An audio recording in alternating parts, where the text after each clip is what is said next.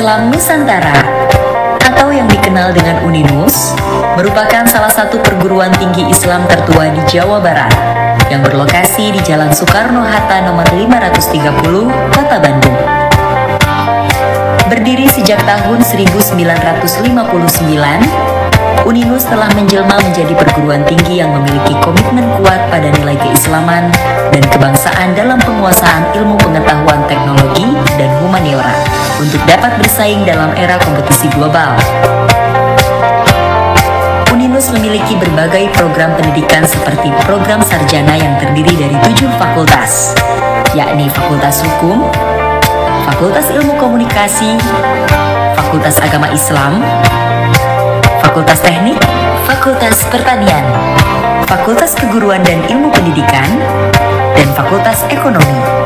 Selain itu terdapat pula sekolah pasca sarjana untuk program magister dan doktoral. Berbagai macam unit kegiatan mahasiswa UNINUS miliki untuk dapat melatih bakat mahasiswa dalam bidang akademik dan non-akademik.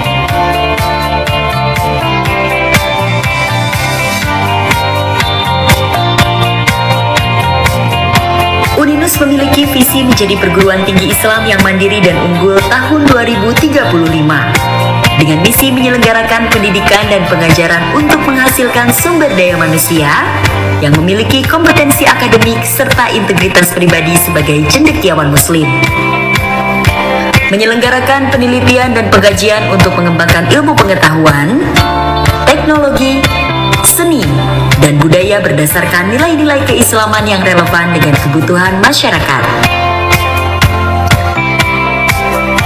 Menyelenggarakan pengabdian pada masyarakat dengan memanfaatkan ilmu pengetahuan, teknologi, seni dan budaya dengan berdasarkan nilai-nilai Islam.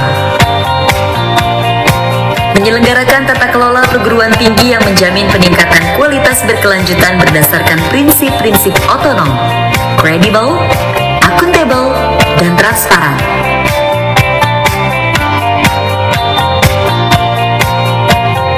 Serta mengembangkan kerjasama dan kemitraan dengan berbagai pihak di dalam dan di luar negeri berdasarkan prinsip-prinsip kesetaraan.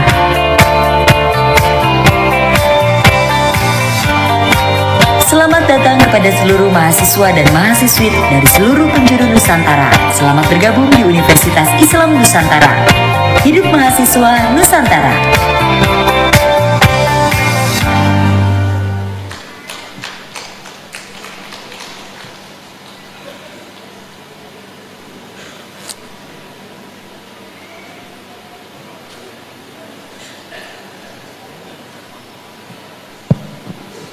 Hadirin yang berbahagia, itulah tadi penayangan video UNINUS Unggul.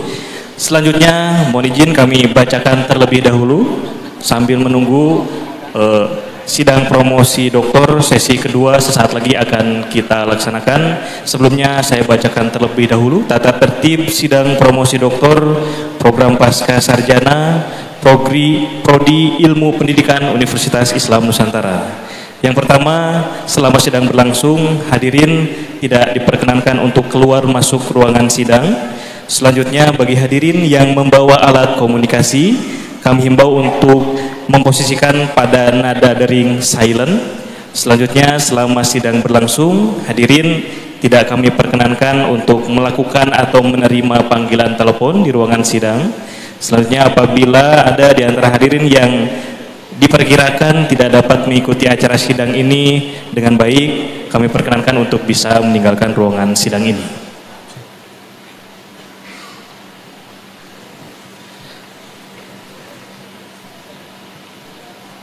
Selamat datang kami ucapkan kepada Ketua Yayasan Pembina Universitas Islam Nusantara, Kiai Haji Hasanuri Hidayatullah. Mohon Bapak Kiai untuk menempati tempat yang telah kami sediakan. Hadirin yang berbahagia, sesi 2 akan kita mulai. Sidang dibuka kembali oleh Ketua Sidang. Skorsing saya cabut. Saudara Promovenda dipersilakan menempati tempat yang sudah disediakan. Silakan. Promovenda sudah.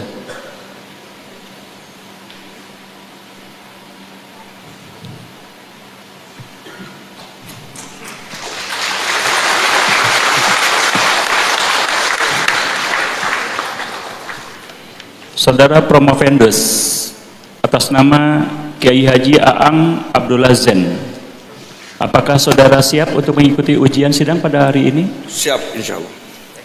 Setelah kami membaca surat permohonan saudara untuk melakukan sidang promosi doktor, dan setelah kami meneliti persyaratannya, maka sidang promosi doktor pada hari ini, Selasa 27 Agustus 2024, dengan judul disertasi Manajemen Pembelajaran Nilai-Nilai Kitab Al-Hikam dalam Membina Akhlakul Karimah Santri pada Pondok Pesantren. Studi kasus di Ponpes Az-Zainiyah Kabupaten Sukabumi dan Ponpes Robitoh Parongpong Kabupaten Bandung Barat. Maka sidang dapat dilaksanakan. Sebelum saudara melakukan presentasi disertasi, kami persilahkan Ketua Tim Promotor untuk menyampaikan pertanggungjawaban akademik terhadap disertasi Promovendus. Kepada yang terhormat Bapak Profesor Dr. Haji Hanafiah M. Persilahkan. Assalamualaikum warahmatullahi wabarakatuh. Alhamdulillahirabbil alamin wa binasta'in wala umuri dunya waddin wassalatu wassalamu ala asrofil anbiya'i wal mursalin wa ala alihi washabihi ajmain. Rabbi shrah li sadri wa yassir li amri wa hlul lisani yafqahu qouli. Ketua Yayasan Islam Nusantara yang saya hormati, Bapak Rektor Universitas Islam Nusantara sekaligus sebagai pimpinan sidang, Bapak Profesor Dr.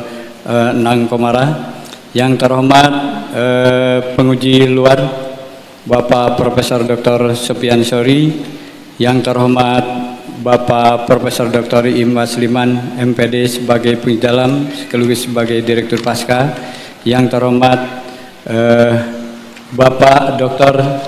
Sufyan Sori sebagai kopromotor, dan yang terhormat Bapak Dr. Abdul Halik sebagai anggota, serta para hadirin yang saya muliakan. Izinkan saya membacakan pertanggungjawaban akademik Kiai Aang, pimpinan sidang tim openen ahli dan representasi Guru Besar Universitas Islam Nusantara. Yang kami hormati, kami tim promotor Saudara Aang Abdullah Jain, yang terdiri dari Profesor Dr.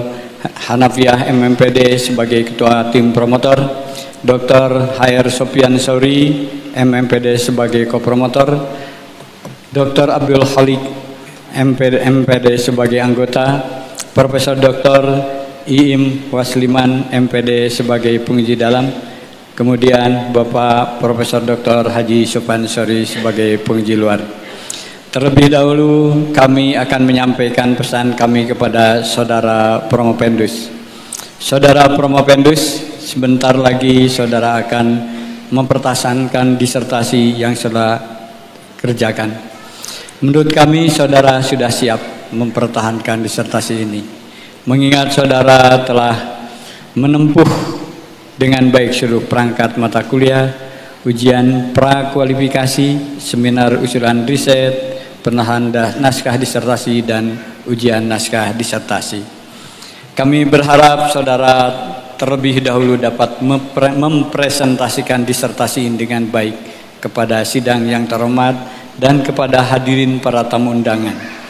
Presentasi ini sebagai pertanggungjawab akademik saudara Promovendus dan kami sebagai tim promotor.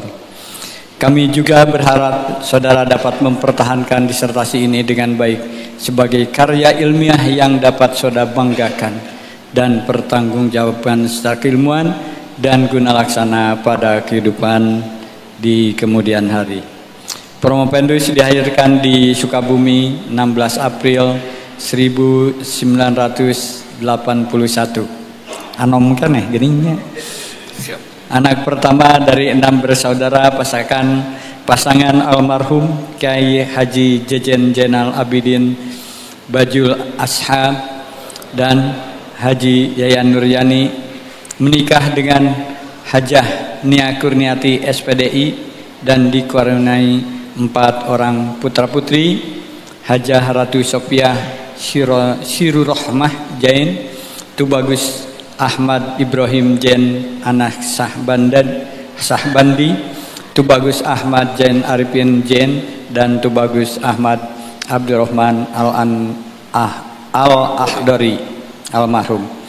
Riwayat pendidikan S1 Program Studi Agama Islam Institut Agama Islam Latifah Mubarokiyah Suralaya, lulus tahun 2005. 2 Pendidikan S2 Program Studi Pendidikan Agama Islam Universitas Islam Nusantara tahun 2015, dan yang ketiga Program Doktor Ilmu Pendidikan diselesaikan tahun 2024 di Sekolah Pascasarjana Universitas Islam Nusantara Bandung. Riwayat pekerjaan: 1 Guru Bahasa Arab, 2 Kepala Madrasah Aliyah Ajainiyah, 3 Ketua Yayasan Ajainiyah Al-Mubarakah, 4 Pembina Yayasan Ajainiyah Al-Mubarakah, 5 Pimpinan Pondok Pesantren Ajainiyah. Yang ke-6 Ketua 5 MUI Kabupaten Sukabumi, ke-7 Ketua PD DMI Kabupaten Sukabumi, 8 Ketua Munazim MDI Provinsi Jawa Barat, kemudian 9 Wakil Katib Suriah PWNU, ke-10 Wakil Rois Jatman Jawa Barat, ke-11 Ketua Umum DPP Iqomah Nusantara, ke-12 Ketua 2 LDT KN Ponpes Suralaya, dan ke-13 anggota Dewan Pakar DPP EDTKN Ponpes Suralaya. Selanjutnya kami serahkan Saudara Promopendus kepada sidang promosi doktor Universitas Islam Nusantara Bandung berkenan dengan promosi doktor untuk diuji. Kami akan menerima segala keputusan dalam sidang yang terhormat ini. Atas Permoma Akademi, Promopendus serta kelayakan Promopendus mendapat gelar akademik tertinggi di Universitas Islam Nusantara. Wallahu a'fiq ila aqwamit thoriq. Wassalamualaikum warahmatullahi wabarakatuh. Waalaikumsalam warahmatullahi wabarakatuh. Terima kasih kepada Ketua Tim Promotor Bapak Profesor Dr. Haji Hanafiah MMPD yang telah membacakan pertanggungjawaban akademik mengenai disertasi Promopendus. Kami persilakan Promopendus untuk mengadakan presentasi ringkas disertasi berupa poin-poin utama selama 7 menit. Silakan. Assalamualaikum warahmatullahi wabarakatuh. Bismillahirrahmanirrahim. Nusalli wa nusallimu ala Rasulillah Sayyidina wa Maulana Muhammadin ibn Abdillah wa ala alihi wa ashabihi wa man tabi'a ahla sunnatihi wa jama'atah min yaumina hadha ila yaumil iqamah, amma ba'd. Al-Fatihah.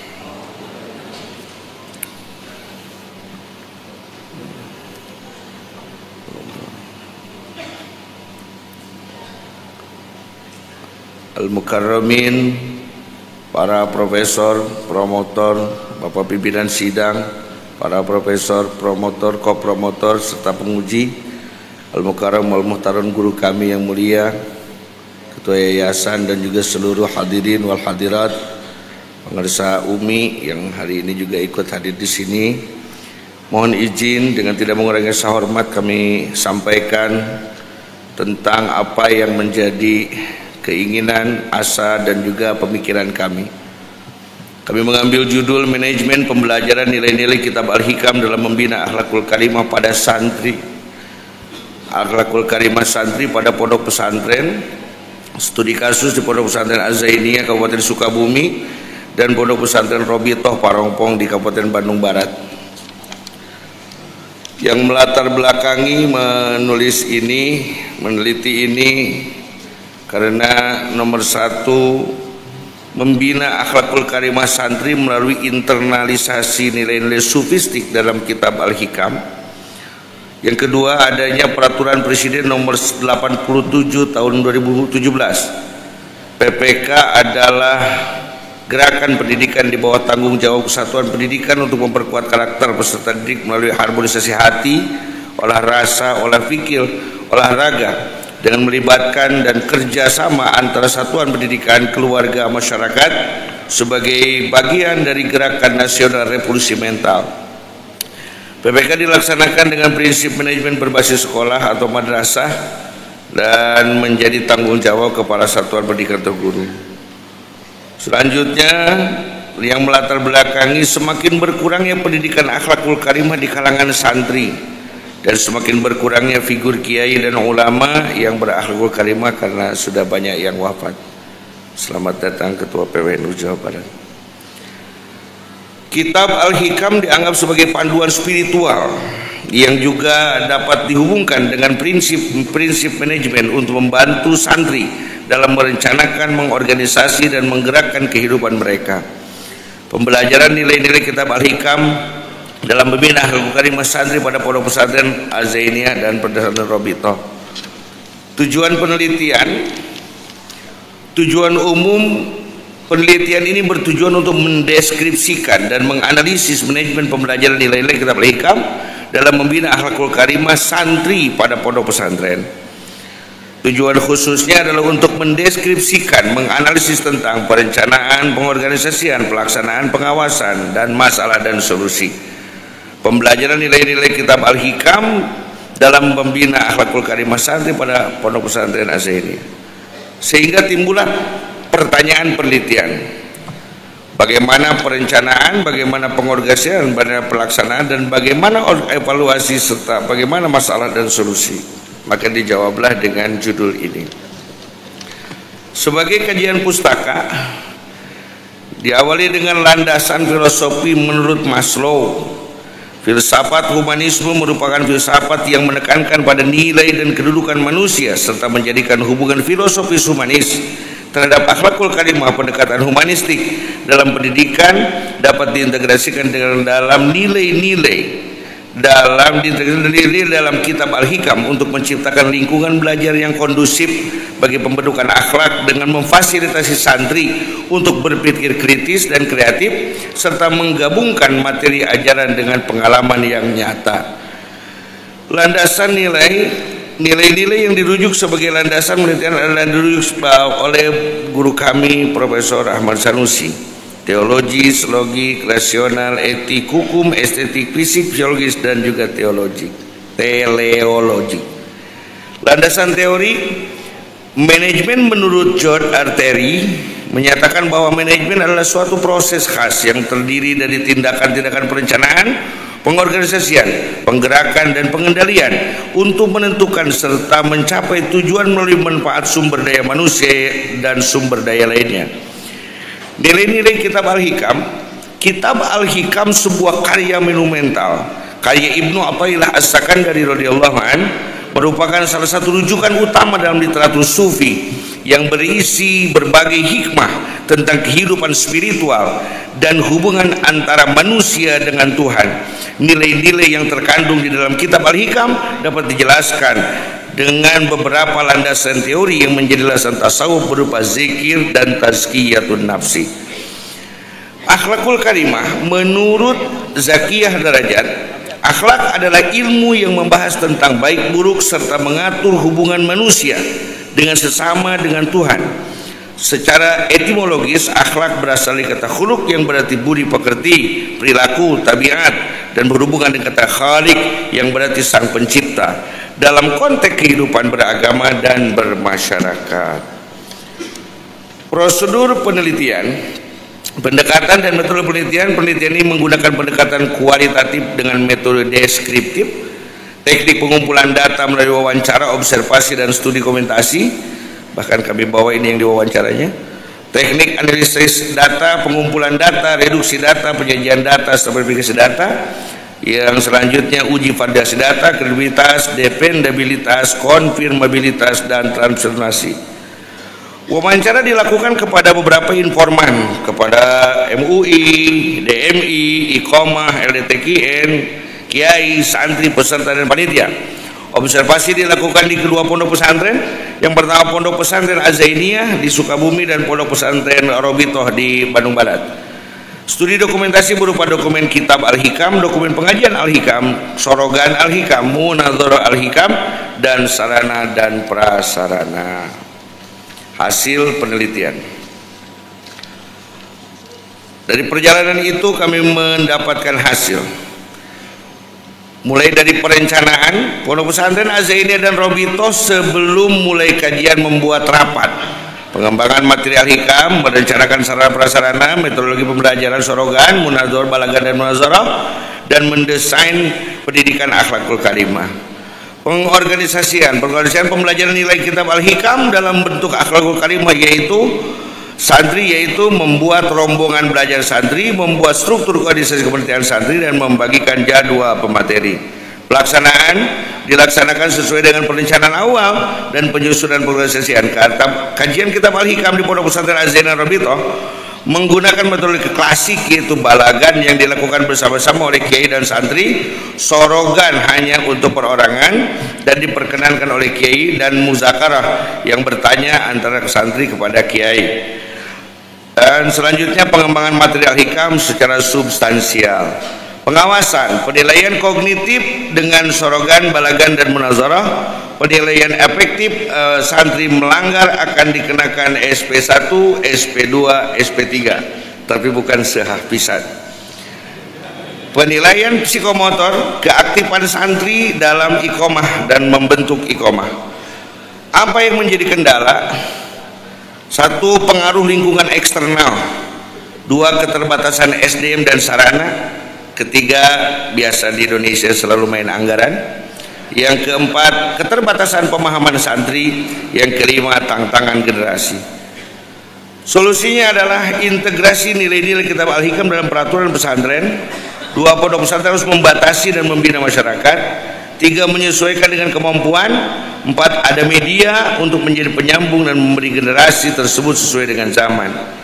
Kesimpulan, manajemen pembelajaran nilai-nilai kitab Al-Hikam dalam membina akhlakul karimah pada santri pada Pondok Pesantren Az-Zainiyah dan Pondok Pesantren Robitoh sudah sesuai dengan prinsip-prinsip manajemen yang dikemukakan oleh George Terry, mulai dari perencanaan, pengorganisasian, pelaksanaan, dan pengawasan. Sehingga kami membuat gambarannya seperti ini. Yang pertama, perencanaan, pengembangan materi kitab Al-Hikam, merencanakan sarana, mendesain, naik kepada pengorganisasian, naik kepada pelaksanaan. Terus juga kita evaluasi masalah, mencari masalahnya, dan juga mencari solusinya. Sedangkan inputnya adalah santri, outputnya adalah santri berakhlak hikam, nanti outcome-nya santri berakhlakul karimah. Sehingga tadilah judul ini. Dalam ini ada novelty-nya. Kebaruan dalam penelitian ini adalah manajemen pembelajaran nilai-nilai Al-Hikam dalam membina akhlakul karimah.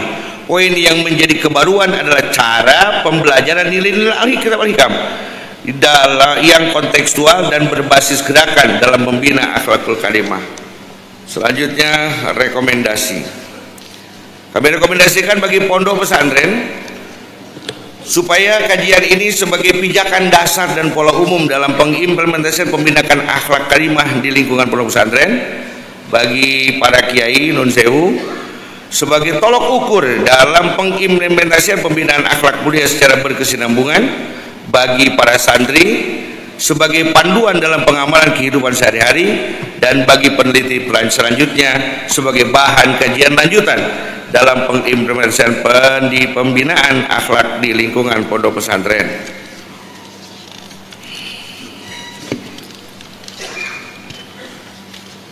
Dan penutup, karena adik kami tadi belum dinadomkan, ada makna 9 bintang dari orang tua kami, karena tujuannya juga tetap kembali kepada tali yang longgar di Nahdlatul Ulama dan merujuk pada bergaris pada bintang 9 di Nahdlatul Ulama. Wa mimmanil anjumin nahdiyah salafiyatun khalafiyatun wa hikmah tariqatun thaqafatu iqtisadiyah tarbiyatun harakatun siyasah. Wallahul muwaffiq ila aqwamit thoriq, wallahu a'lam bishawab. Assalamualaikum warahmatullahi wabarakatuh. Assalamualaikum warahmatullahi wabarakatuh. Terima kasih Saudara Promovendus yang telah menyampaikan presentasi disertasi saudara.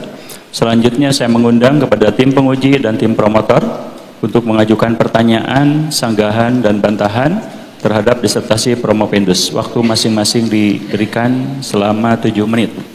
Sebagai takdim saya dipersilahkan kepada Bapak Profesor Dr. Kiai Haji Sofyan Sauri MPD untuk mengajukan pertanyaan. Silakan Prof. Terima kasih. Assalamualaikum warahmatullahi wabarakatuh. Waalaikumsalam. Alhamdulillah, alhamdulillahirabbil alamin. Wassalatu wassalamu ala asyrafil anbiya'i wal mursalin Sayyidina Muhammad wa ala alihi wa sahbihi ajma'in. Amma ba'du. Yang terhormat Ketua Yayasan Uninus, alhamdulillah hadir sehat walafiat selalu. Pak Rektor yang juga sebagai Ketua Sidang Bapak Profesor Dr. Haji Endang Komara MSI, kemudian Pak Profesor Dr.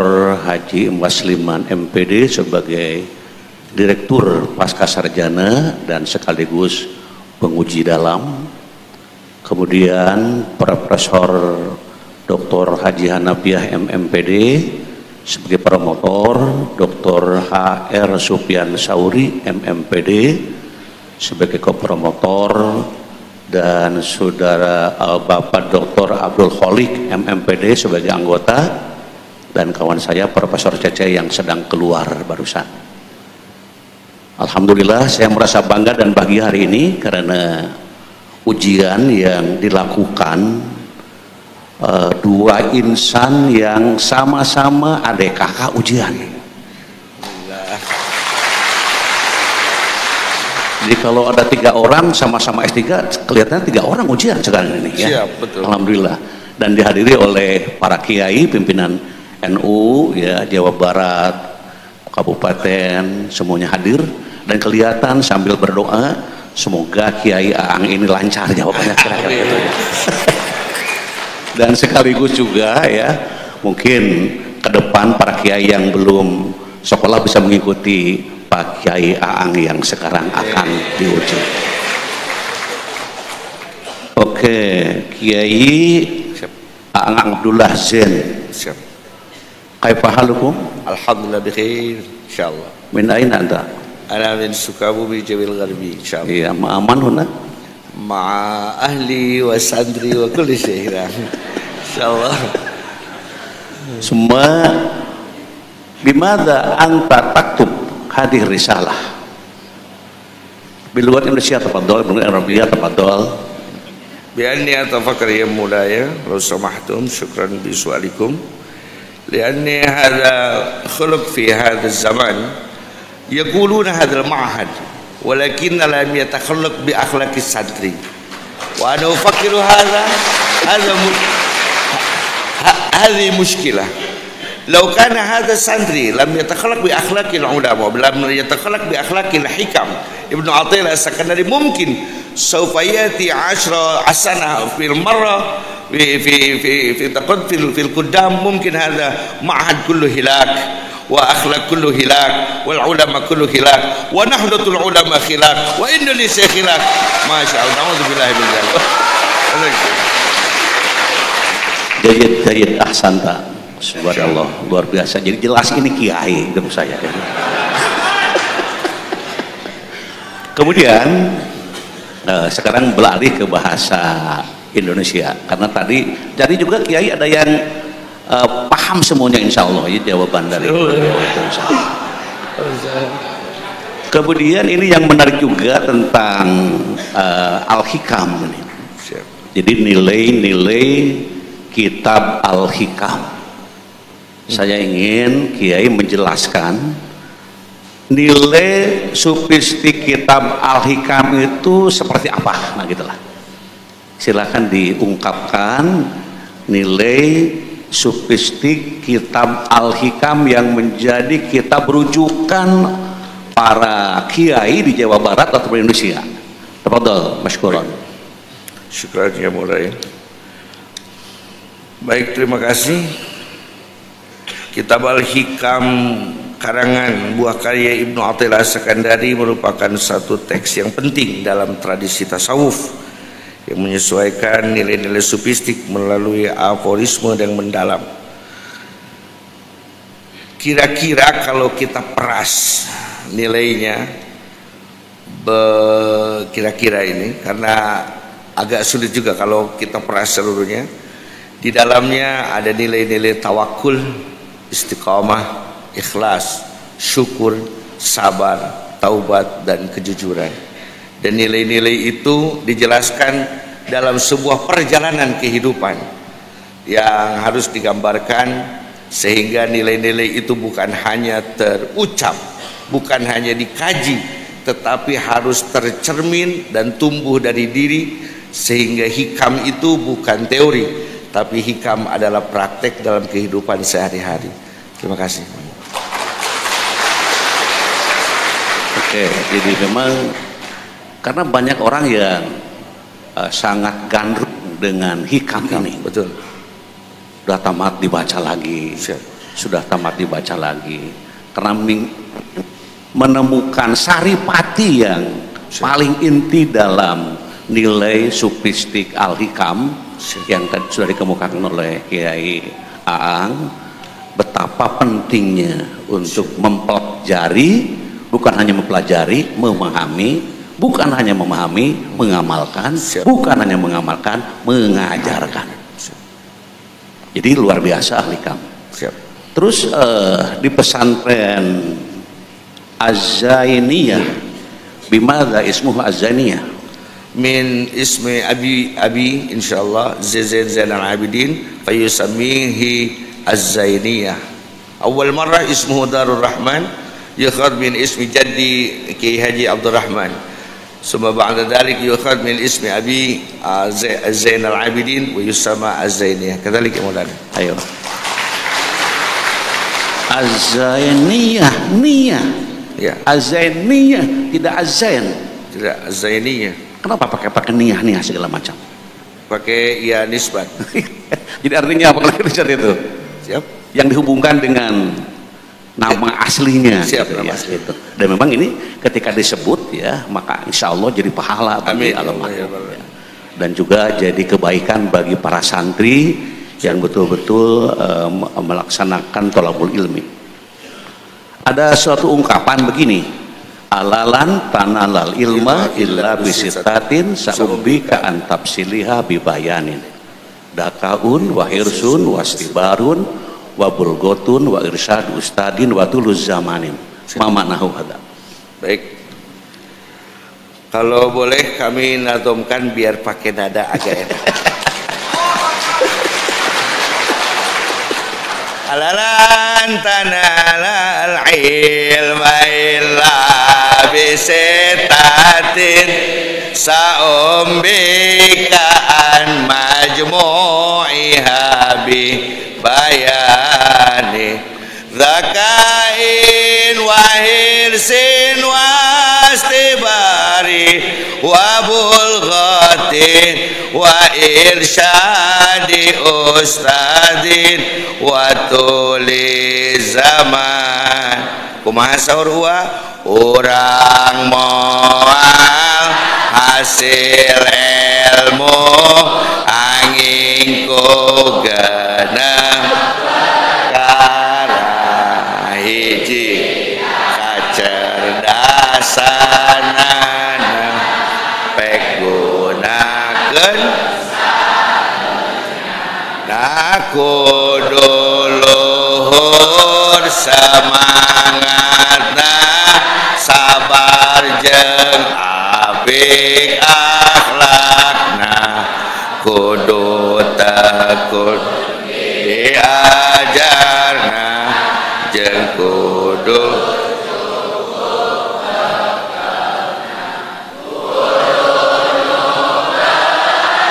ahlina waktuna ge lila santri teh calon ulama neruskeun tugas ya mengpeng jumaneng guruna aya kasempatanana kudu hasil sadayana. Hadza ma'nahu ya Maulana insyaallah.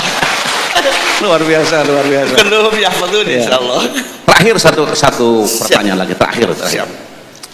Ini pertanyaan hiburan ini. Siap.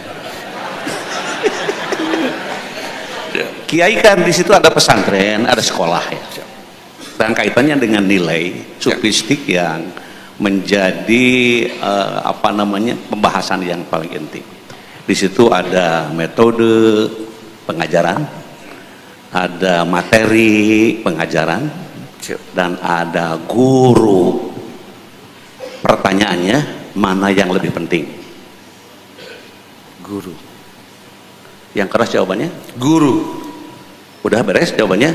Yang lebih penting di antara materi, metode, guru adalah guru. Kami tidak apa-apa, tidak punya apa-apa. Yang penting kami punya guru, maka apa-apa milik kami, insya Allah. Santri tidak punya apa-apa, tapi apa-apa punya santri. Yang penting santri punya guru. Oke, bagus, bagus. Guru yang paling penting bukan sekedar guru, tapi guru yang berakhlak. Yap. Guru yang bermoral, guru yang beretika, Siap. guru yang berkarakter, guru yang susila, guru yang memiliki tata krama sopan santun. Siap. Wallahul muwaffiq. Assalamualaikum warahmatullahi wabarakatuh. Assalamualaikum warahmatullahi wabarakatuh. Enak kayaknya kalau sudah berdiskusi kiai dengan kiai. Baik, selanjutnya saya mengundang Bapak Profesor Dr. Haji Iim Basliman MPD MSI untuk mengajukan pertanyaan. Silakan, Prof. Bismillahirrahmanirrahim. Assalamualaikum warahmatullahi wabarakatuh. Waalaikumsalam. Bismillah, alhamdulillah, wassalatu wassalamu ala rasulillah.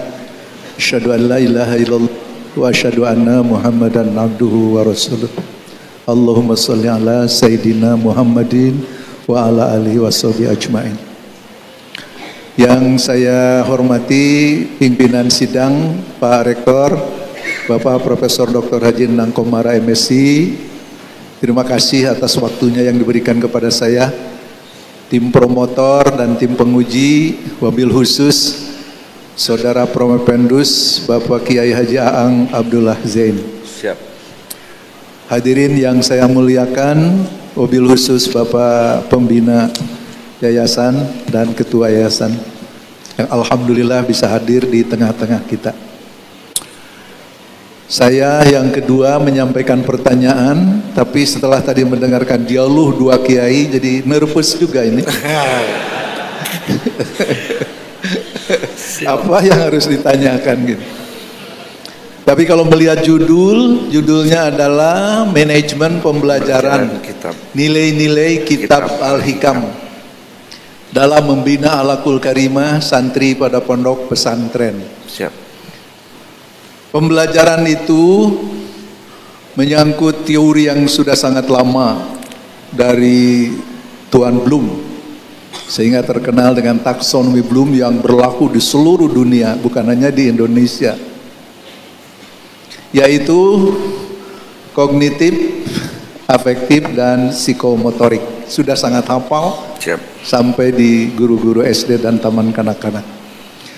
Tetapi Uninus setelah mempelajari teori Bloom ini menganggap ada yang terlewat. Siap.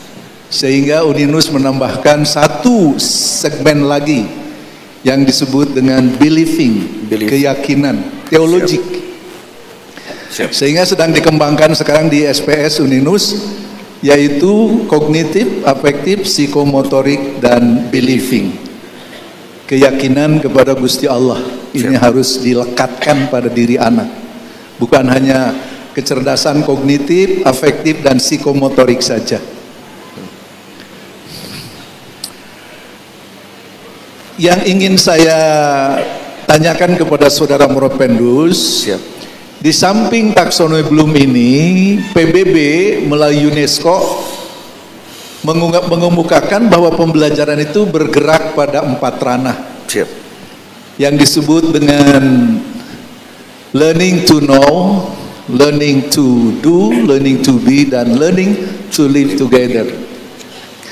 Saya ingin menanyakan barangkali bagaimana pendapat saudara Pendus. Silakan cerita panjang lebar. Bagaimana konteks Al-Hikam ini diajarkan dengan pendekatan UNESCO itu tadi, sebab itu adalah pembelajaran masa sekarang dan masa yang akan datang. Dipersilakan. Terima kasih Profesor yang kami hormati. Kalau kita lihat proses pembelajaran dalam kitab Al-Hikam, apalagi penanaman nilai-nilai, pembelajaran nilai-nilai kitab Al-Hikam dalam membina, ada nilai, ada Al-Hikam, ada membina, maka sudah tentu kita harus mengetahui dulu, learning to know, tahu dulu apa sih hikam, bagaimana sih hikam, lihat ada berapa hikmah di dalamnya, kunci-kunci apakah itu tahu. Tapi hari ini pemirsa kebanyakan orang tahu, jadi status-status WA-nya hikam semua, status-status Facebooknya hikam semua. Apakah cukup dengan tahu? Tidak, harus learning to do. Bagaimana caranya yang diketahui itu dilakukan. Karena di antara penyakit matuhnya orang Indonesia yang sulit untuk disembuhkan, lobakannya hongan eueuh kadaek bangsa.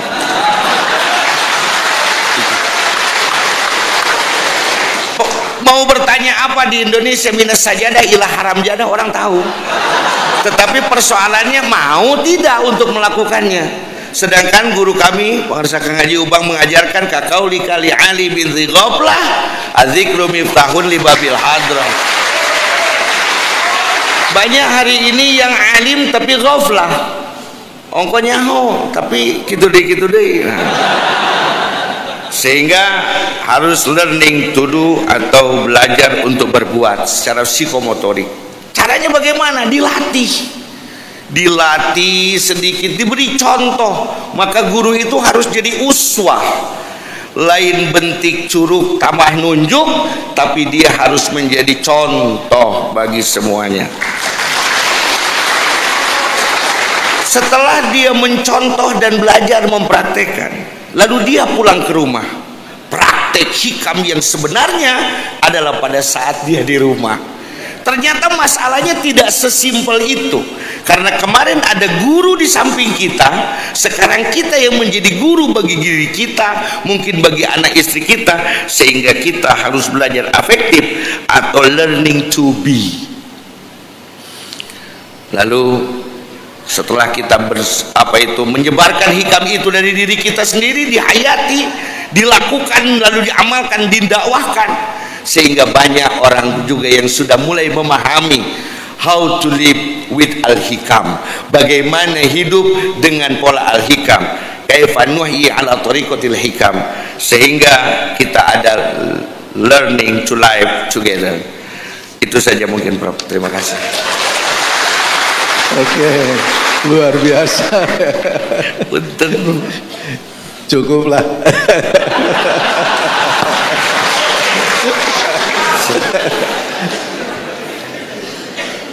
Tapi tetap ada satu lagi. Siap-siap Prof.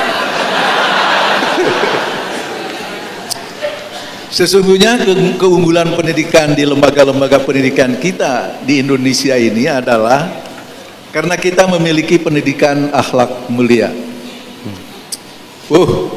Ini sesuatu yang sangat excellent ya kalau dilaksanakan dengan sesungguhnya. Tapi empiriknya ternyata belum terjadi apa yang kita harapkan ini. Antara dasolen dan dase ini terjadi gap ya, kesenjangan. Gap. Sehingga penyimpangan perilaku keseharian terjadi hampir di mana-mana. Sebagai seorang scholar dan sekaligus seorang ulama, amin, kira-kira bagaimana pendapat saudara Propendus dalam mendesain atau merancang lembaga pendidikan kita di masa depan, supaya apa yang kita harapkan dengan pendidikan akhlak mulia ini bisa terwujud, bukan hanya tadi pada tatanan kognitif, afektif, psikomotorik, tapi juga pada lembaga to live together. Bagaimana itu mengimplementasikan di masyarakat. Baik, dipersilakan. Terima kasih Prof. Desain pendidikan akhlak yang ideal berdasarkan perpaduan dua perspektif tersebut adalah beberapa elemen yang penting dalam desain pendidikan akhlak mulia. Ini kita mau mencoba membuat negara hikam ceritanya ini. Membuat negara yang berbasis kepada al-hikam. Yang pertama adalah integrasi kurikulum. Bagaimana akhlak sebagai mata kuliah yang tersendiri. Jadi supaya fokus mempelajari akhlak itu, sehingga penanaman nilai-nilai akhlak dalam setiap mata pelajaran itu memberikan ruang khusus untuk mempelajari teori praktik akhlak. Selanjutnya integrasi dalam semua mata pelajaran seperti dulu pernah terjadi waktu kurikulum 2013 atau disingkat Kurtilas. Bagaimana penanaman nilai-nilai dalam setiap mata pelajaran sehingga mendorong kepada akhlak. Tetapi sekarang sudah merdeka, Pak. Pembelajaran yang inovatif, the imagination more than knowledge. Mungkin kalau berdasarkan pengetahuan saja, maka akan muter di sana-sana saja. Maka kalau kita ingin mendesain seperti itu, kita harus berinovasi. Apalagi zaman sekarang, apalagi anak-anak sekarang ke masjid ogah, ketemu ajengan ogah, masuk pesantren terpaksa. Lalu bagaimana cara menanamkan ini? Maka kita harus membuat model pembelajaran yang inovatif, pembelajaran yang berbasis masalah, pembelajaran yang kolaboratif, pembelajaran berbasis proyek, dan penggunaan teknologi. Ini kadang-kadang kelemahan kami para santri sarungan. Mohon maaf saya pakai sarung atas izin ketua yayasan.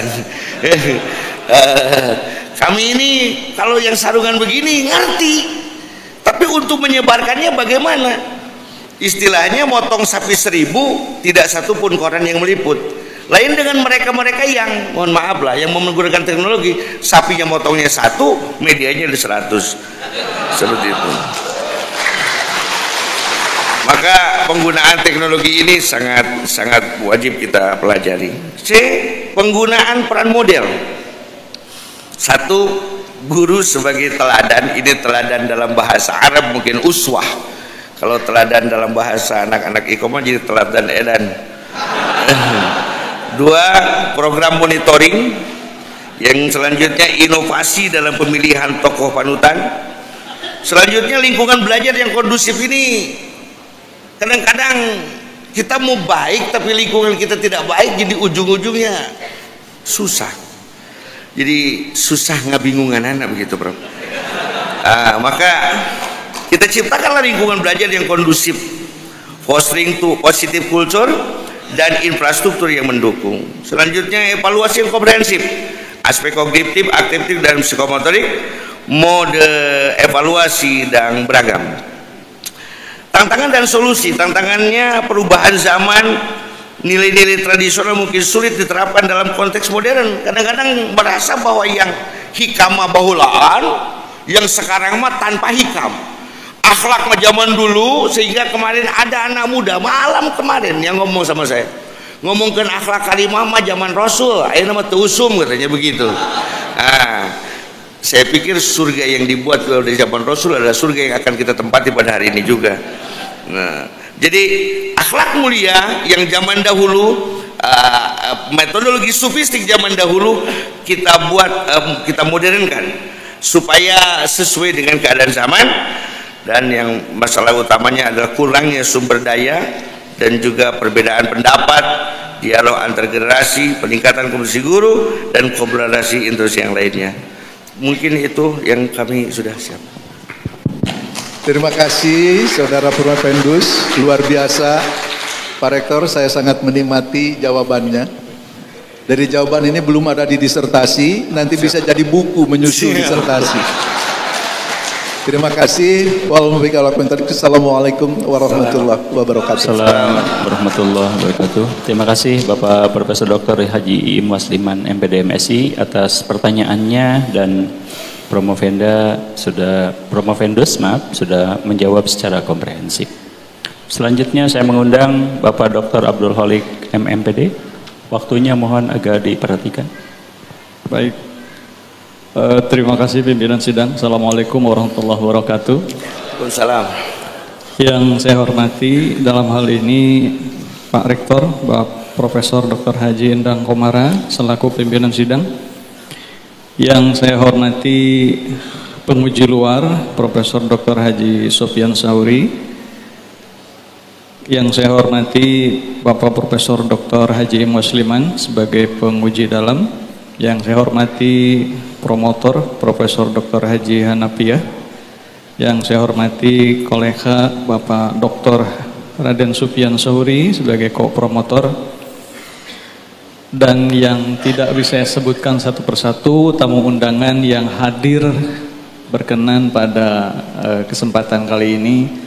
Mohon maaf Gus, abdi ayeuna di luhur Gus, punten Kang Sementawis, Pak Kiai Mujib, kemudian Pak Kiai Juhadi juga dari PWNU, dan para ulama, alim ulama yang lain-lainnya. Untuk Promopendus, kalau nanya tentang isi disertasi, karena kita bimbingan intens, jadi sudah sangat paham lah isi daripada apa yang sudah diteliti dan yang sudah dituliskan, sehingga bagi saya sidang itu adalah pengayaan, penguatan, dan pendalaman dari apa yang sudah Promopendus lakukan. Oke, pada kesempatan kali ini saya ingin meminta kepada Promopendus bahwa penerapan kitab kuning di pesantren itu menjadi landasan pendidikan hampir di seluruh pesantren, yang menjadi ciri khas pendidikan Nahdlatul Ulama, kan gitu ya. Sehingga kitab Al-Hikam yang dijadikan penelitian itu salah satu ciri khas pendidikan di pesantren. Barangkali Promopendus bisa menjelaskan kepada saya ciri khas pendidikan Nahdlatul Ulama yang lain yang dipahami oleh Promopendus. Silakan. Baik, terima kasih Masa. Nahdlatul Ulama itu nama organisasi, tetapi karena didirikan oleh para ulama yang ilmunya tinggi, akhlaknya sufi, sebagai para pejuang dan pemimpin sejati, sehingga melahirkan sifat-sifat organisasi atau kekhasan dalam organisasi, sehingga bisa kita klaim bahwa Nahdlatul Ulama adalah organisasi yang berbasis Ahlus Sunnah wal Jamaah. Di dalam kitab Aqidatul Awam dinyatakan yang disebut Ahlus Sunnah wal Jamaah adalah orang yang berpegang kepada tauhid dan mengamalkan dengan fikih dan melakukan perjalanan kepada Allah dengan tasawuf. Maka di Nahdlatul Ulama itu akidahnya pasti kuat, Asy'ariyah Maturidiyah. Di Nahdlatul Ulama itu fikihnya pasti kuat, yang kebanyakan mazhabnya Syafi'iyah, dengan rukul muamalah rukul ubudiyah, muamalah munakah dan jinayah. Dan juga di Nahdlatul Ulama itu ditetapkan sekali bahwa tasawuf adalah sebagai landasan Islam Ahlus Sunnah wal Jamaah. Faja'al a'rabiyyu ila Rasulillah sallallahu alaihi wasallam. Datanglah seorang A'rabi kepada baginda Rasulullah sallallahu alaihi wasallam. Faqala, dia berkata, "Ya Muhammad, amantu bika wa bi ilahi." Wahai Muhammad, aku beriman kepadamu dan kepada Tuhanmu. Sehingga Nabi Muhammad mengatakan, "Innal yahudiyyina amanu." Orang Yahudi juga beriman. "Wan nasara amanu." Orang Nasrani juga beriman.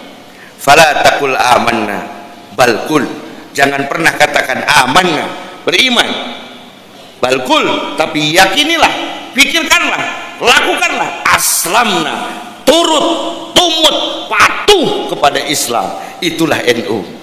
Nah, pendidikan itu lahir dari ketasawufan, yang diantara kitabnya adalah kitab Al-Hikam.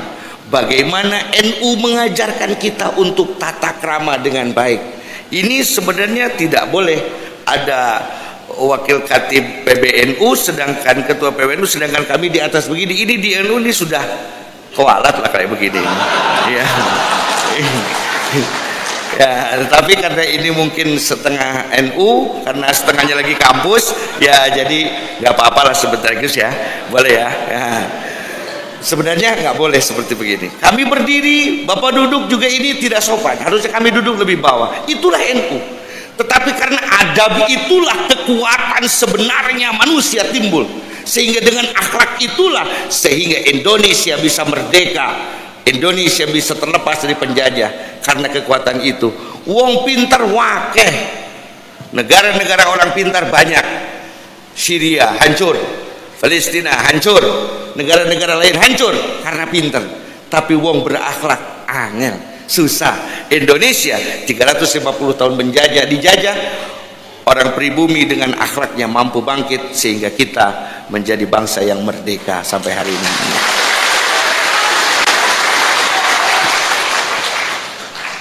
Terus pemirsa, Terus Mangin tentang nyari dengan apa yang disampaikan oleh Pangersa. Karena saya juga pernah belajar dengan Pangersa UA. Alhamdulillah. Izin pimpinan, abdi ngiringan adom nuti UA. Manawi emut, lagamna gitunya. Bismillahirrahmanirrahim. Alam mulki malakut jabarut lahut jasad kolbu pu'ad siri olah tuntut nur jismani nurani sultani kutsi orang terus berjuang nembus kendiri. Cekap wallahul muwaffiq ila aqwamit. Assalamualaikum warahmatullahi wabarakatuh. Terima kasih Dr. Abdul Halik MMPD atas pertanyaannya dan nazamnya. Mudah-mudahan Dr. Sufyan Sauri tidak diteruskan juga dengan nazam. Selanjutnya saya mengundang Bapak Dr. HR Sufyan Sauri MMPD. Waktu yang sama untuk Bapak, silakan. Terima kasih pimpinan sidang. Bismillahirrahmanirrahim. Assalamualaikum warahmatullahi wabarakatuh. Salam. Yang saya hormati Profesor Endang Komara MSc sebagai pimpinan sidang sekaligus sebagai Rektor Uninus. Yang saya hormati Profesor Dr. Imas Liman MPD sebagai penguji dalam dan juga Direktur SPS Uninus. Yang saya hormati Profesor Dr. Sufyan Sauri MPD sebagai penguji luar. Yang saya hormati Profesor Hanafiah MPD sebagai promotor. Yang saya hormati Dr. Abdul Halik MPD sebagai anggota. Yang kami kemudian hadirin yang kami muliakan. Ini sangat luar biasa. Baru saya menguji jadi deg-degan begini. Deg-degan. Kenapa? Yang hadir 700. Kemudian ada PWNU, ada ketua pembina Yayasan, ada ketua badan pengurus, luar biasa. Kemudian yang saya tanyakan sebenarnya udah banyak ya, udah dijawab. Tapi saya daripada tidak ya Pak ya, daripada tidak aja. Yang mikro aja, yang mikro arti mikro itu yang biasa dilakukan dalam sebuah proses pembelajaran di kelas saja tuh. Bolehlah di kelas atau di kobong gitu. Nah, dari aspek manajerialnya, manajemennya ya, sebutkan saja 3 hal Pak. Langsung aja ya pertanyaannya. 1, apa yang direncanakan oleh kedua lokus penelitian itu dalam pembelajaran nilai-nilai Al-Hikam? 1 itu. Yang kedua, ini yang penting, bagaimana proses pembelajaran kitab Al-Hikam dikembangkan di 2 lokus itu. Yang terakhir, bagaimana memastikan bahwa nilai-nilai Al-Hikam itu terinternalisasikan pada santri sehingga outcome-nya santri berakhlakul karimah. Baik. Terima kasih, silakan. Baik, Ustaz. Terima kasih, Ustaz. Yang pertama di perencanaan, karena ini di manajerial. Yang pertama adalah materi Al-Hikam perlu dikembangkan dengan menambahkan konteks modern, perencanaan sarana, metode pembelajaran, dan desain pendidikan akhlak karimahnya. FOAK-nya kita pakai dulu karena ini berbasis manajemen, bukan berbasis menggeluyur seperti layaknya yang biasa kami lakukan di pondok pesantren. Selanjutnya proses pembelajarannya nggak jauh sih Pak Ngerasa. Kalau santri mah dari mulai balagan sorogan, dan muzakarah. Balagan itu guru ceramah, kita mendengarkan, memahami. Terus sorogan kita belajar sendiri-sendiri. Dan sorogan itu kan metodologi tertua di dalam ini, karena baginda Rasul dikatakan Iqra itu sorogan, karena beliau berhadapan langsung dengan Malak Jibril dan beliau langsung diajarkan. Sejak itulah ada program sorogan. Jadi yang paling barokah sorogan. Santri yang mau sorogan pasti jadi ajengan, yang nggak mau sorogan mau aja diajengan mau. Baik, yang selanjutnya adalah muzakarah. Beras itu jadi berasnya, padi itu jadi berasnya bukan karena dipocel satu-satu, Pak, tapi karena bergesek dengan temannya. Santri juga kalau dia tidak mau bergesek dengan temannya, muzakarah, berdiskusi tentang apa yang diajarkan, maka pemahamannya tidak akan luas. Seperti itu proses pembelajarannya. Terus bagaimana cara memastikan? Yang pertama dari penilaian pemahaman. Santri dapat nilai melalui partisipasi dalam diskusi kelompok, mana mereka diskusikan bab-bab tertentu, dan kita lihat sejauh mana pemahaman mereka dulu tentang Al-Hikam dari diskus-diskus yang mereka lakukan. Yang kedua penilaian lapangan. Kita lihat dulu ini, jangan-jangan dia ngomong sabar tapi sambil marah-marah. Dia ngomong tawakal tapi sambil nangis-nangis sama orang tuanya. Kita lihat di lapangan apakah dia sudah mulai menerapkan hikam tersebut.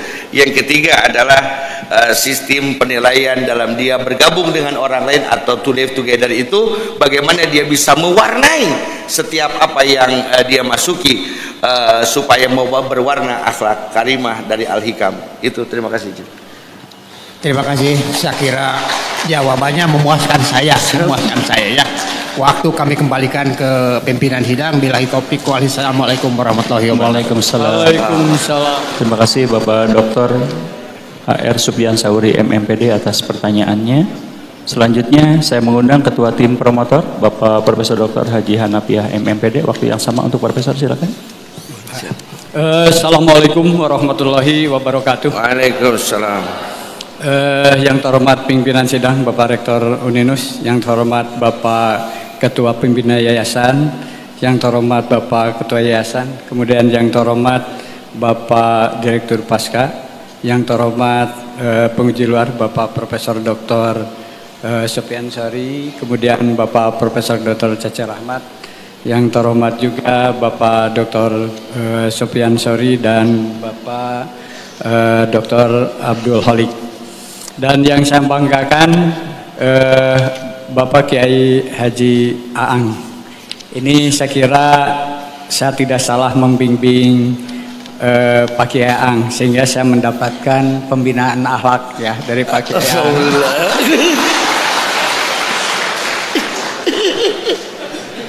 Yang pertama saya ingin bertanya, jadi ingin bertanya ya. Jadi ini kan Kiai. Saya ingin membedakan antara taklim, tarbiyah, irsyad, tadris, tadib, kemudian tazkiyah dan tilawah. Itu yang pertama. Kemudian pertanyaan kedua, kalau Pak Kiai Aang itu dihadapkan kepada anak, nanti kan anak itu nanti pasti bakal punya jodoh ya. Apakah akan memilih anak yang pinter, kemudian kaya, tapi akhlaknya biasa-biasa saja, ya. Kemudian yang kedua, apakah yang kedua anaknya pinter, anak orang miskin, tetapi akhlaknya bagus? Itu saja. Silahkan jawab. Baik, Pak Ustaz, terima kasih. Pertanyaan yang main tipis. Yang pertama tadi pertanyaannya agak terlalu cepat, antara ta'lim, tadris, talbiyah dan talqin ada Pak? Tadrib. Baik. Semua ingin mentransformasikan ilmu, memindahkan ilmu dari Allah menuju murid. Bukan dari guru menuju murid, mohon maaf. Dalam hikam itu tidak ada guru yang maha mengetahui, Allah yang maha mengetahui. guru dari Allah kepada murid. Tapi ada murid yang harus diberi pembelajaran secara detail kognitif, berarti diberikan taklim. Ada murid yang harus mulai di pembelajarannya mulai dia menerapkan, itu mulai tadris. Ada mulai yang ditanamkan di dalam hatinya atau dihayati, itu dimulai dengan tadrib. Yang selanjutnya satu lagi lupa Pak, tilawah mama aca Pak. Nah baik, jadi perbedaannya adalah tentang makomat muridnya tersebut.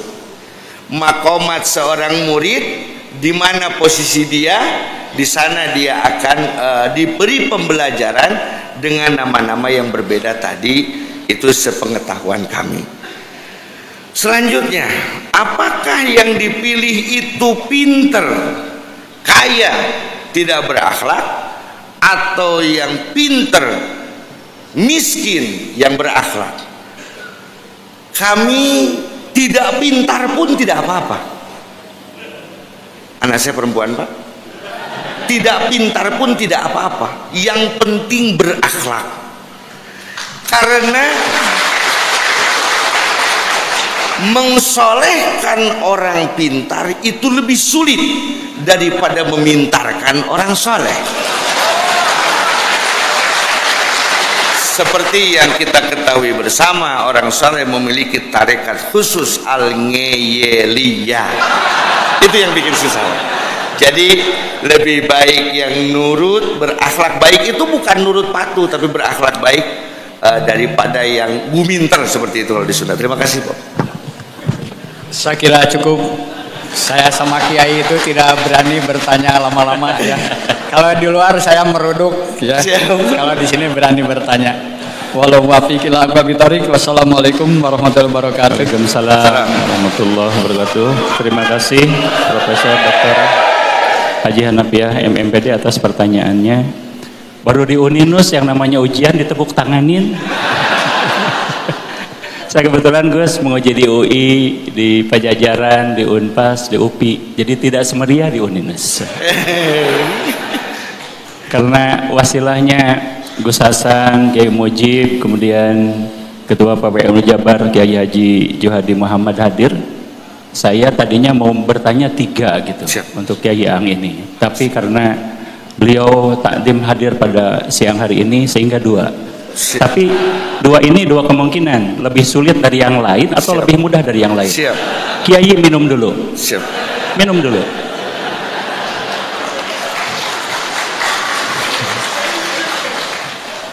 Baik. Cermati apa yang saya sampaikan. Siap. Jumlah pesantren di Indonesia ini pada tahun 2023-2024 sekitar 39.551 pesantren. Dengan jumlah santri 4,9 juta.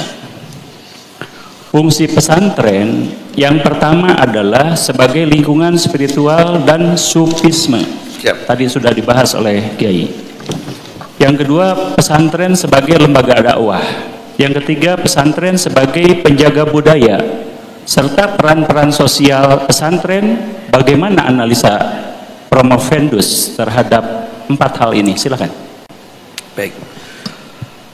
Alhamdulillah wa syukur ala ni'amillah, kita diam di satu negara yang banyak pondok pesantren. Tadi kurang lebih berjumlah 4,9 juta. Dengan adanya pondok pesantren itu, maka pesantren sebagai lingkungan spiritual, berdoa, ibadah bareng-bareng, sehingga rujukan untuk orang-orang warga masyarakat yang meninggal juga Pak. Kalau meninggal biasanya yang pertama dikasih tahu itu pesantren dan santri itu dapat peningkatan gizi. Sebagai pusat spiritual, sufisme itu tidak semua pondok pesantren.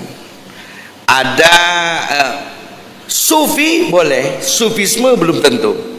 Karena satu pondok bisa menjadi pusat sufi kalau dia memiliki silsilah yang musalsalatun ila Rasulillah, sehingga cahaya yang diturunkan dari Allah melalui Rasulullah, melalui para guru-guru mursyid sampai kepada kiai tersebut, dan kiai tersebut menjadi penerang.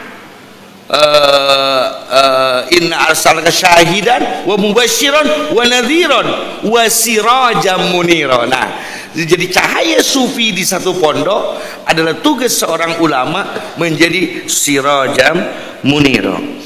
Selanjutnya pesantren sebagai lembaga dakwah. Memang pusat dakwah, pendidikan dakwah itu selayaknya di pondok pesantren. Tetapi ini mohon maaf juga peringatan kepada kita sahabat-sahabat dari NU bahwa sekarang yang sudah menjadi tempat-tempat dakwah itu justru bahkan bukan NU. Yang NU malah tidak mengajarkan dakwah ke NU-an, bahkan yang bukan NU mengajarkan dakwah. Maka kita akan naikkan lagi itu volumenya. Pesantren sebagai penjaga budaya. Penjaga budaya ini budaya pondok pesantren, budaya tradisi ketimuran, budaya tradisi Indonesia. Bahkan kalau Bapak Profesor main ke Armada 2 yang ada di Surabaya, saya katakan inilah angkatan laut yang pola pondok pesantren, karena ada angkak ungkuknya. Karena angkak ungkuk itu ternyata adanya di pondok pesantren. Kalau mahasiswa Uninus ketemu profesor nyorong kodong begini. Nah, mungkin nggak tahu Bapak Profesor penguji luar mungkin bagaimana kalau ketemu dengan mahasiswa di kampus lain, mungkin begini saja, atau mungkin say hi saja kepada profesor. Nah, begitu, karena pesantren sebagai pusat budaya serta peran sosial pesantren. Maka pesantren ini kalau sudah ada masalah ini pasti akan yang paling depan. Gempa bumi larinya ke pondok pesantren, banjir larinya ke pondok pesantren. Maka wallahul muwaffiq ila aqwamit thoriq, itu pesantren. Banyak konflik tapi memang sosial paling menarik. Selanjutnya begitu. Ya, begitu, Prof. Izin Prof Cece, karena satu negara dengan kiai. Satu lagi pertanyaan saya ya. Baik. Siap. Derajat dan kualitas kekiaian seseorang dapat diukur dari parameter sosiologis. Saya baca di bukunya Abu Bakar Aceh 1957 dengan judul Tradisi Timur Tengah, yakni pemimpin kelompok aliran Sufi. Itu ada 4 kiai. Siap. Promovendus. Yang pertama adalah faktor pengetahuan. Yang kedua faktor kesalehan. Yang ketiga faktor keturunan. Siap. Dan yang terakhir adalah faktor santri. Silakan analisa keempat hal tersebut. Baik, terima kasih. Ini karena disebut Timur Tengah mungkin karena datangnya dari baginda Rasulullah Sallallahu Alaihi Wasallam. Ajengan itu, kiai itu, pondok pesantren itu, pertama yang diukur ngajinya ngaji apa. Bisa ngaji jurumiyah saja 15 tahun tapi bisa bikin kitab seperti pondok pesantren Gentur. Ngaji di sana kitabnya hanya jurumiyah 15 tahun tapi pulang bisa bikin pondok, bisa bikin kitab lagi. Nah, tapi orang akan ngukur kitab yang dipelajarinya kitab apa, ngaji kumaha. Maka pengetahuan seorang kiai tentang ilmu itu yang akan menjadi daya tarik anak-anak santri dan juga jamaah untuk datang ke pondok pesantren tersebut. Dari bodoh bari kuple mah pada mal aya anu darong kap aja kan lagi bodoh. Yang kedua faktor kesalehan. Seorang ulama, seorang kiai itu harus mengadopsi baginda Rasul. Pinter, mulia, hebat, tapi soleh. Nah, jangan mengadopsi pamannya Rasul. Pinter, mulia, tapi tidak soleh. Abu Lahab, Abu Jahal. Kan bedanya antara paman dengan keponakan saja. Bukan berarti keponakan saya soleh, saya tidak. Kesalehan. Maka faktor kesalehan kiai ini keafafan, istilah para kiai itu afaf, waro, apik, ini yang akan menjadi juga faktor yang kedua. Yang ketiga faktor keturunan. Nah, ini yang hebat. Saya ini sebenarnya tidak jago ngaji, Pak, tapi karena bin kiai ya jadinya kiai. Mungkin kalau saya bin Gus Dur sekarang jadi ketum PBNU, tapi karena bin Jejen ya sudahlah, jadi wakil rois di PBNU saja. Karena memang harus dilihat ini kayu dari mana. Itu Maka yang selanjutnya faktor murid ada gula, ada semut. Kalau kiainya sudah semanis gula, dia akan didatangi semut. Kalau ilmunya sudah keluar rasa, kesalehannya sudah keluar rasa, keturunannya sudah menimbulkan rasa, maka insya Allah faktor muridnya akan banyak.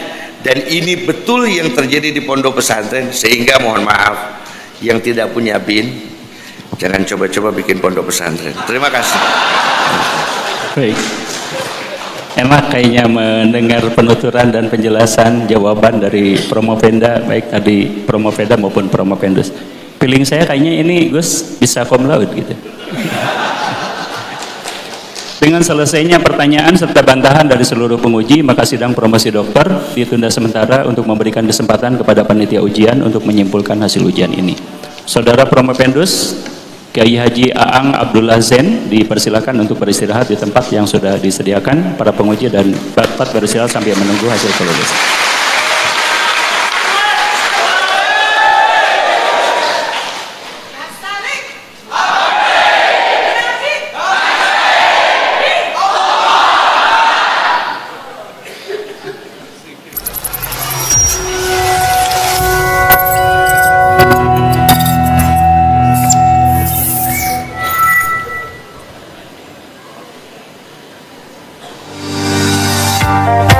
Universitas Islam Nusantara atau yang dikenal dengan UNINUS merupakan salah satu perguruan tinggi Islam tertua di Jawa Barat yang berlokasi di Jalan Soekarno-Hatta nomor 530, Kota Bandung. Berdiri sejak tahun 1959, UNINUS telah menjelma menjadi perguruan tinggi yang memiliki komitmen kuat pada nilai keislaman dan kebangsaan dalam penguasaan ilmu pengetahuan teknologi dan humaniora untuk dapat bersaing dalam era kompetisi global. UNINUS memiliki berbagai program pendidikan seperti program sarjana yang terdiri dari 7 fakultas, yakni Fakultas Hukum, Fakultas Ilmu Komunikasi, Fakultas Agama Islam, Fakultas Teknik, Fakultas Pertanian, Fakultas Keguruan dan Ilmu Pendidikan, dan Fakultas Ekonomi. Selain itu terdapat pula sekolah pasca sarjana untuk program magister dan doktoral. Berbagai macam unit kegiatan mahasiswa UNINUS miliki untuk dapat melatih bakat mahasiswa dalam bidang akademik dan non-akademik.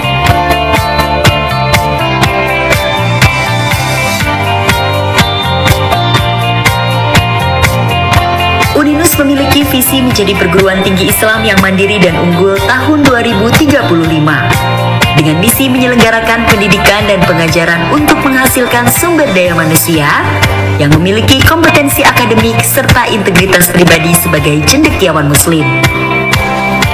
Menyelenggarakan penelitian dan pengkajian untuk mengembangkan ilmu pengetahuan, teknologi, seni, dan budaya berdasarkan nilai-nilai keislaman yang relevan dengan kebutuhan masyarakat. Mohon izin kepada hadirin dan tamu undangan untuk tidak bubar terlebih dahulu karena setelah ini kita akan ada yudisium.